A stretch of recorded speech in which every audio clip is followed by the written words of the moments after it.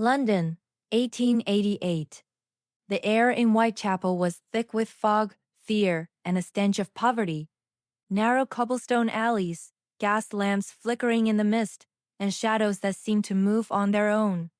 It was here that one of history's most terrifying mysteries began, the reign of Jack the Ripper. He appeared without warning, a phantom in the dark streets of the East End. His victims were women, vulnerable, forgotten souls of London's underclass.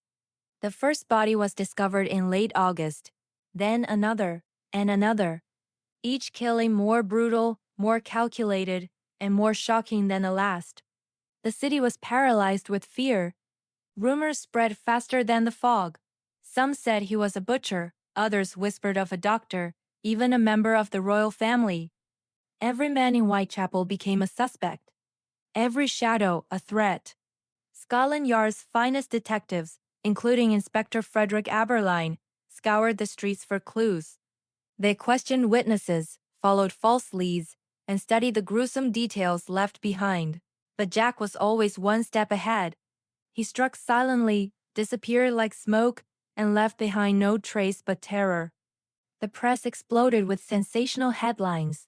For the first time in history, newspapers carried the horror of a killer straight into people's homes, and London couldn't look away. Letters began arriving at police stations, some written in blood-red ink, signed with a chilling name. Jack the Ripper. Was it him? Or just the cruel games of imitators feeding the hysteria? No one knew. By November of 1888, after the fifth known murder, the killings suddenly stopped. Just as quickly as he appeared, Jack the Ripper vanished, leaving behind 5 victims, endless theories, and a city forever haunted.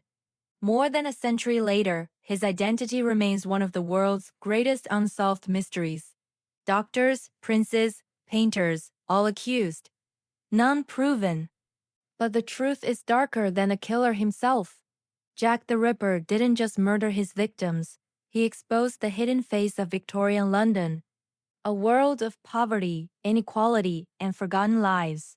He became a legend, not because of who he was, but because we never found out. A shadow without a name. A nightmare that never truly ended. Even now, in the misty alleys of Whitechapel, they say, you can still hear the echo of footsteps disappearing into the fog.